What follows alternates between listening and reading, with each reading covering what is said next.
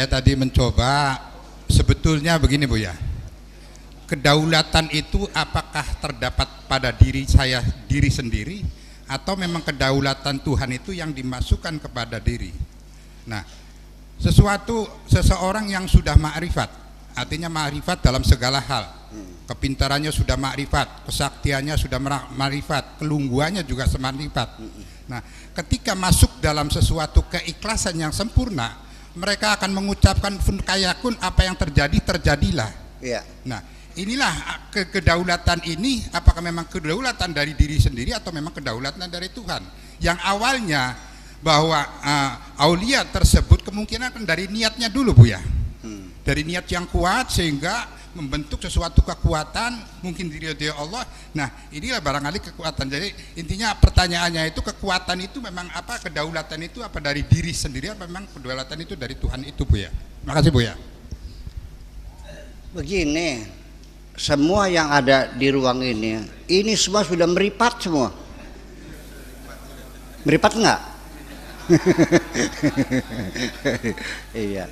Ya meripat. Apa meripat tuh? Iya. Iya, ini ma'rifah ya. Al-arif billah.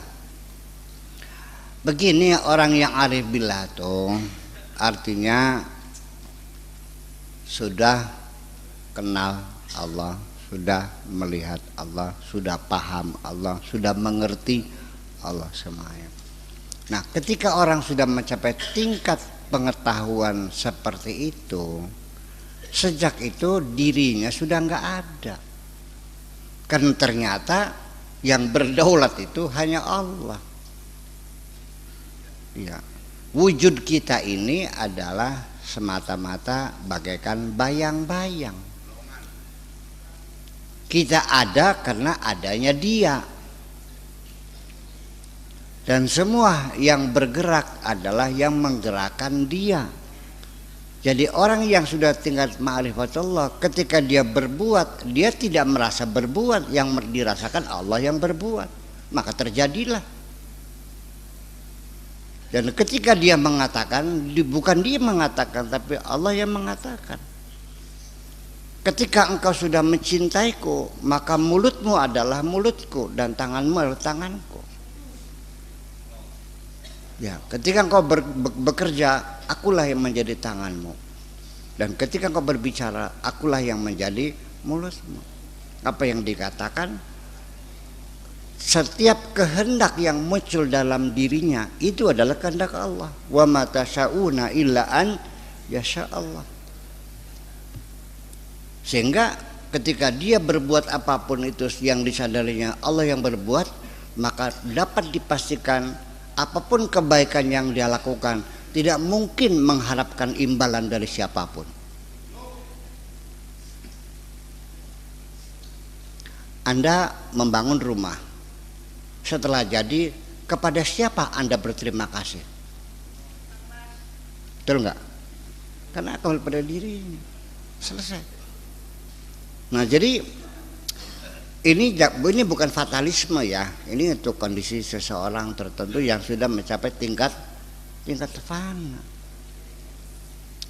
Jadi lalu apa yang dilakukan? Ya sudah, tidak ada harapan apapun, niat juga nggak tahu niat apa yang diniatin. Ya kan? Doanya gimana? Ya berdoa pada siapa? Wahai diriku, berikanlah aku rumah yang gimana lagi, mas saya wahai diriku. Ya, karena itu sudah nggak ada, bahwa diri sudah tidak ada. Dari mana cirinya orang tidak ada? Coba kita hina orang itu sehina-hinanya, dia marah nggak? Ketika dia dalam keadaan susah sampai tidak bisa makan apapun, berkeluh kesah nggak? Ketika dia jatuh sakit, mengerang kesakitan enggak? Enggak. Dia ada enggak? Enggak ada. Itulah fana. Jadi sudah tidak ada penderitaan, sudah tidak ingin apa-apa. Semuanya dia hanya bergerak sesuai dengan kehendak Allah saja. Nah, ini ukurannya mungkin banyak orang tidak mengerti ya. kondisi semacam itu. Tapi kalau Anda mau niat belajar mah enggak, ada jalannya kan gitu. Ya, untuk mencapai tingkatan itu ada. Sekarang begini, Nabi Muhammad dilempari sampai berdarah-darah. Malaikat menawarkan, apa kau musnahkan penduduk Taif ini? Kata Nabi jawabnya, kalau kau bunuh mereka, lalu tugasku apa? Malah yang keluar adalah ucapannya, Allahumma hdi qaumi innahum ya Allah, berilah hidayah mereka karena mereka enggak tahu siapa aku ini. Nah, kalau orang dilemparin mukanya tidak marah, tidak sakit hati, berarti orang itu ada enggak sebetulnya?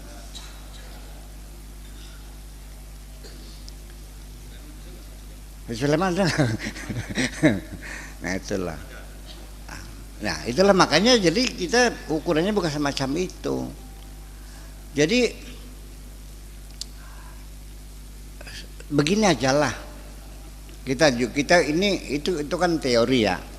Sekarang saya ingin menjelaskan dengan bahasa realita di lapangan. Di mana keterlibatan dirimu dalam hidupmu. Coba jelaskan di mana keterlibatanmu dalam dirimu. Realita di lapangan kamu terima beres semua. Tinggal duduk manis, rambut panjang sendiri, darah mengalir sendiri, jantung berdegup sendiri, paru-paru kembang kempis sendiri, ampasnya keluar sendiri, keringat sendiri, tidur ya tidur sendiri, bangun-bangun sendiri. Di mana keterlibatanmu? Dari mulai kau lahir juga kamu tidak dilibatkan kok. Sampai kematianmu juga tidak dilibatkan. Semuanya kepastian Allah semuanya. Sadar nggak begitu? Atau bisa milih? Pak Dede lahirnya di mana? Di Purwakarta, Cikampek. Pilihan siapa? Ibunya siapa? Pilihan siapa? Hari apa? Tanggal berapa? Bulan apa? Tahun apa? Jenis kelaminnya terlibat. Kalau memang Anda ingin diberi peran penting dalam hidup, sudah ini satu uji coba aja dah.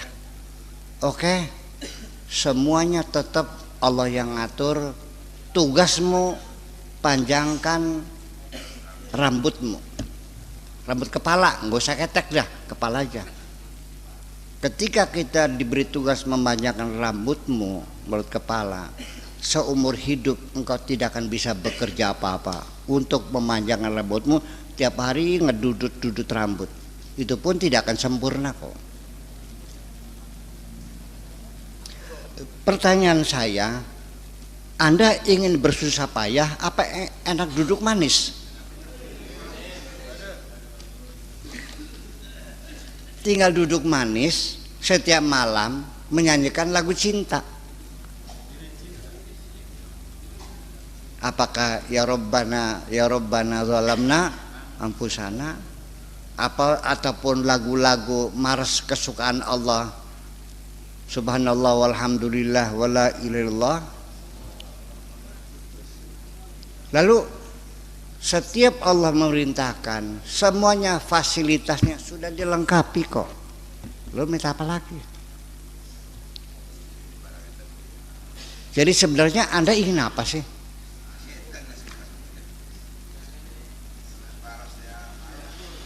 Nah, ini yang jadi persoalan. Ini yang membuat kacau balau pikiran kita ini, karena di dalam dirimu ada nafsu namanya. Saja. Nun. Tetapi nafsu juga harus kita nikmati. Tanpa itu kita tidak merasa, tidak akan mendapatkan kesenangan di dunia ini. Tanpa nafsu engkau tidak akan bisa menikmati cantiknya wajah perempuan. Tanpa nafsu kamu tidak akan merasakan nikmatnya sate. Itu aja. Jadi nafsu biarkan hidup, tapi yang penting bagaimana kira-kira nafsu itu bisa dikendalikan. Itu cakap pesan. Non? Iya.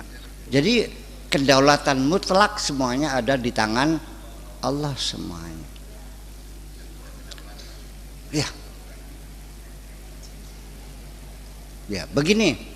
Kita merasa seolah-olah kita punya kekuasaan, punya kedaulatan, punya kehendak, punya prangsane anggapannya.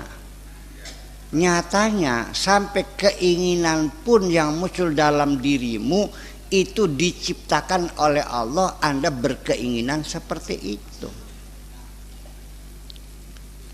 Ada enggak orang yang oleh Allah tidak diciptakan keinginan pengen pinter? Ada enggak? Ada enggak orang yang Allah tidak membuat semangat bekerja mencari materi? Ada enggak? Tidur aja. Siapa yang nyuruh? Memang tidak dicipta oleh Allah. Enggak ada keinginannya. Teman-teman yang ke sekolah dianya main dingdong. Iya kan? Nah itu semacam itu harus kita sadari. Jadi begini aja lah. Supir kereta listrik, sementara dia yakin diinjek gas kecepatan melaju, injek rem berhenti, kan begitu. Nah ketika listriknya mati, diinjek gasnya jalan enggak? Berarti Anda baru sadar tidak bisa menentukan karena listriknya putus. Silakan Anda melakukan interview kepada orang yang stroke.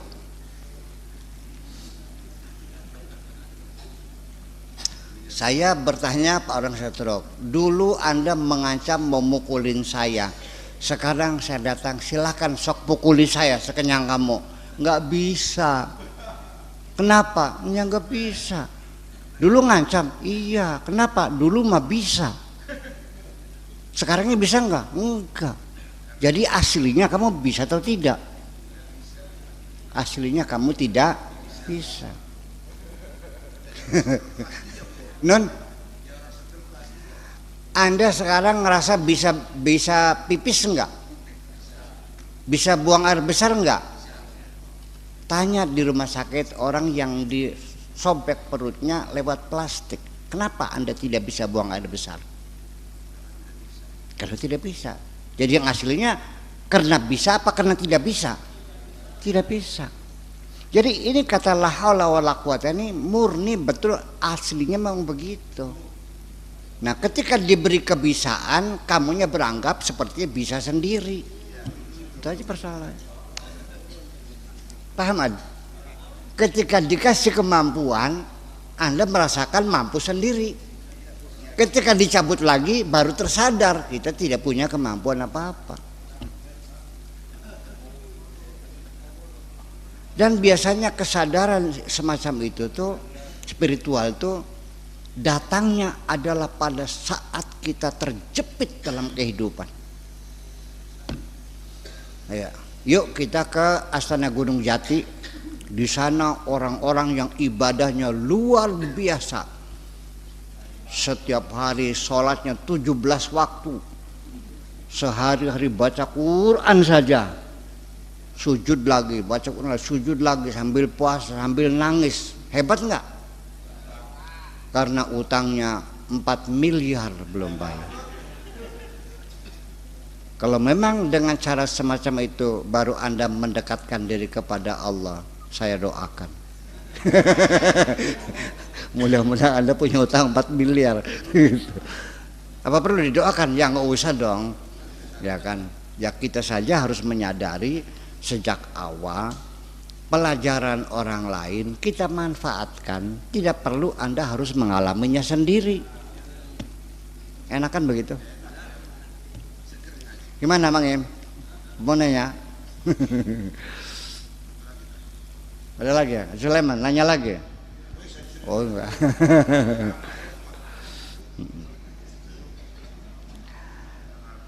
Non? Ya, iya. Udah jam 1 sekarang. Jadi begitulah kira-kira bahwa ternyata pada akhirnya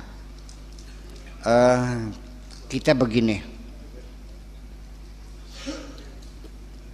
Percaya enggak? Asal Anda menyadari saja bahwa dunia ini adalah salah satu terminal yang sedang Anda jalani, dan nanti kita akan berjalan lagi dan masuk ke terminal yang lain. Suatu ketika saya tidak akan melihat Anda lagi di dunia ini, nggak tahu kemana tuh perginya. Pak Dede juga suatu ketika menghilang dari dunia ini. Trayona juga sama kan? Gantian dong, kalau nggak sesak dunia nantinya. Dan ini kontrak kita dengan Tuhan tuh tidak lama kok, sebentar, dan semua akan berakhir dan kita akan kembali. Suka tidak suka kita akan kembali. Nah, nanti yang jadi pertanyaan, nggak usah sampai tingkat fana lah, ya kan? Asal datang kerinduan, pengen pulang saja. Pernah muncul enggak?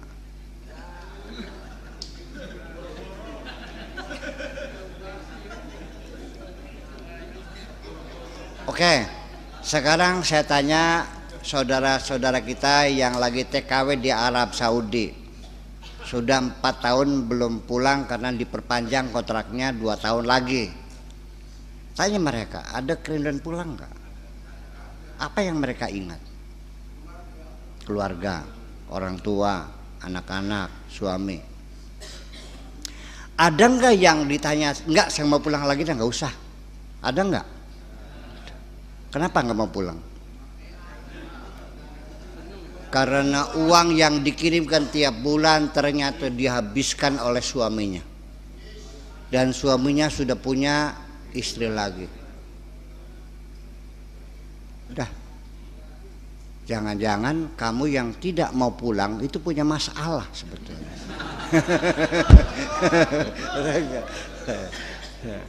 Nah, insya Allah nanti Senin depan kita bedah masalah itu apa sebetulnya. Setuju? Iya. Yuk, assalamualaikum.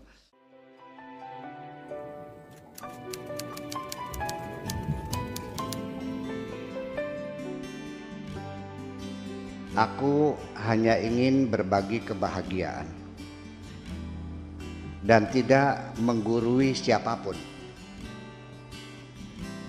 Terlalu sulit bagiku untuk menyalahkan siapapun. Akan tetapi apabila ada orang yang ingin mengisi raporku, tentu aku sangat gembira sekali.